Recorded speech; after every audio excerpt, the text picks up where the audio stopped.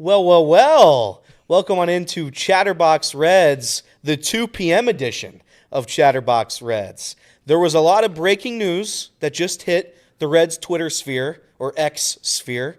So Nick Kirby said, who's the one guy that can be on this stream that's going to get the people fired up? It's me. It's Elliot Rearing. Welcome on into Chatterbox Reds. Nick, is this a happy Chatterbox Reds? I don't know if it is. It's not a happy Chatterbox Reds. It's not going to be a depressing look. We have opening day tomorrow. Hunter Green's on the mound. Oh, yeah. Ellie De La Cruz is playing shortstop. Matt McClain's playing second base. We're still going to be happy. We're still going to be excited.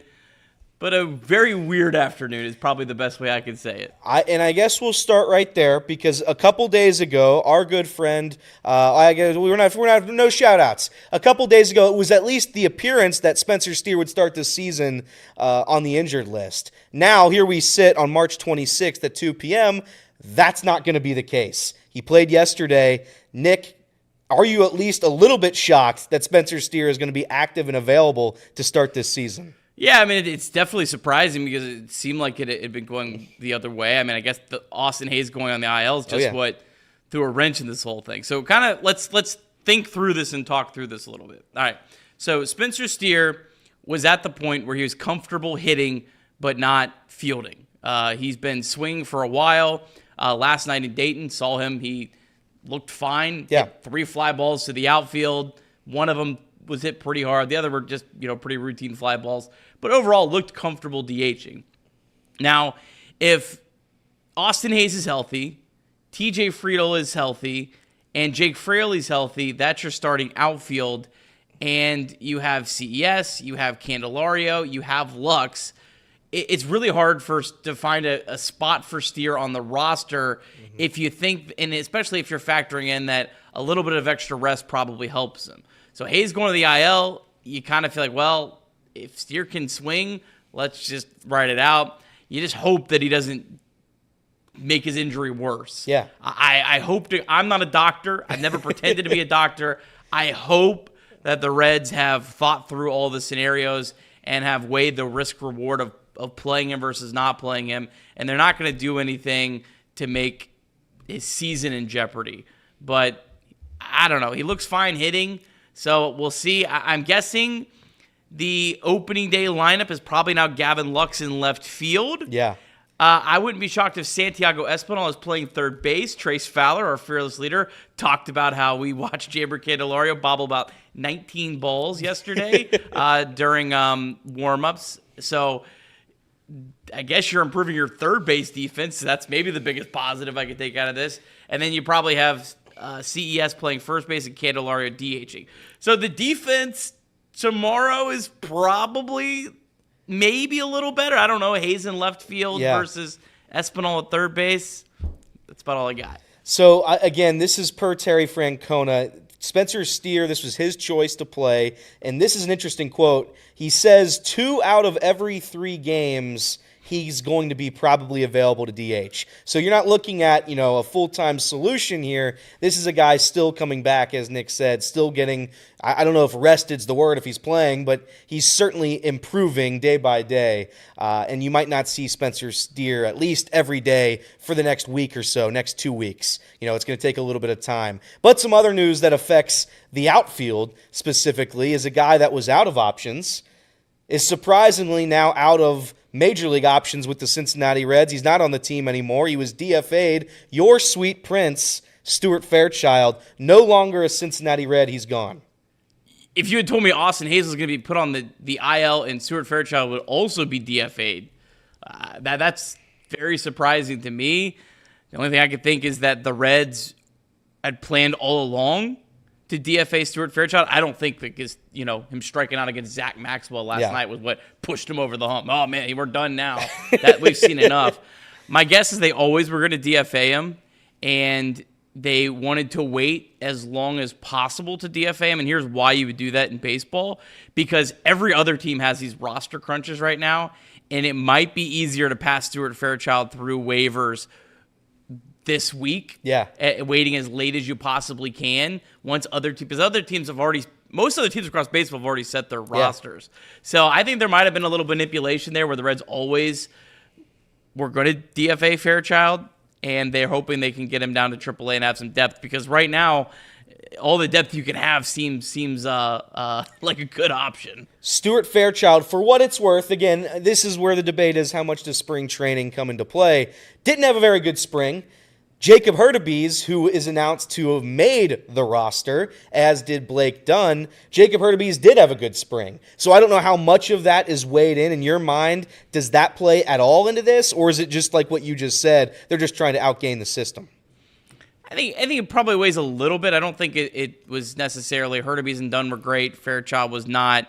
That's why we're making the roster move. I think that if Fairchild had a great spring, that might have been what pushed him over the head. I think the Reds, and we had talked about this last night, I think you look at those three players, there's not a whole lot of separating between them. I think you can make a case that Blake Dunn is the best player. You can make a case that right now Jacob Hurtubise is the most polished player. And you can make the case that Fairchild has at least had moments in the big leagues where he's had some success where neither of those other two guys had. So you're flipping deck chairs with those three. I hope the Reds flip the right one.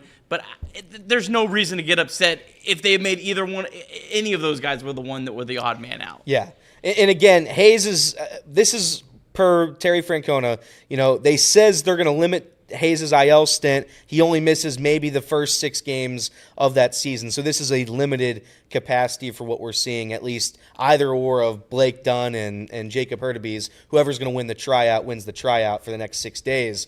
But I don't think this is major significant news in terms of, the Reds are going to be dead in the next 6 days. That's probably not the case of what's going to happen. But in your mind right now, Blake Dunn and Jacob Hurtubise, are they going to be able to carry some semblance of a mantle? Last year, Hurtubise was not great up in the majors. Blake Dunn showed signs of life, still wasn't that great. Will there be at least some improvement in your mind?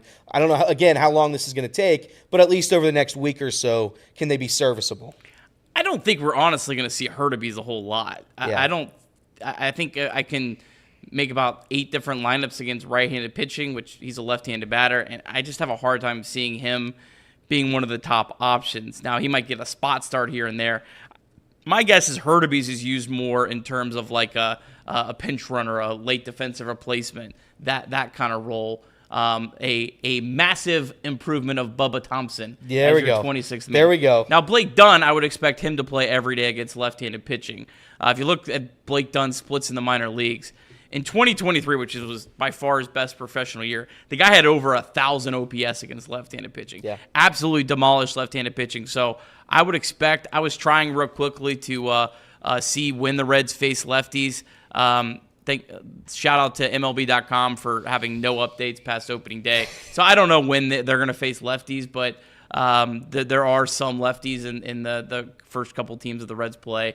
So I would expect Dunn to play against lefties, and I would expect Steers off days to make sure that he can play against lefties, because that's the biggest void that you're missing with Austin Hayes. Blake Dunn again this spring, 340, 404, 574, 978 OPS. Both him and Hurtubise were pretty damn good this spring training. So, again, you're not getting scrubs up here. You're going to at least have, in my eyes, some guys that have been hot for whatever spring training's worth to you. But these are pretty significant news dumps heading into opening day tomorrow at 4 o'clock. Vibes still high for you heading into tomorrow? The pitching, man. It's always been the pitching. Look, the pitching relatively is healthy. Now, if the pitching falls off the wagon, that's where I would probably start losing some sleep. But, look, the Reds' pitching is still really, really good.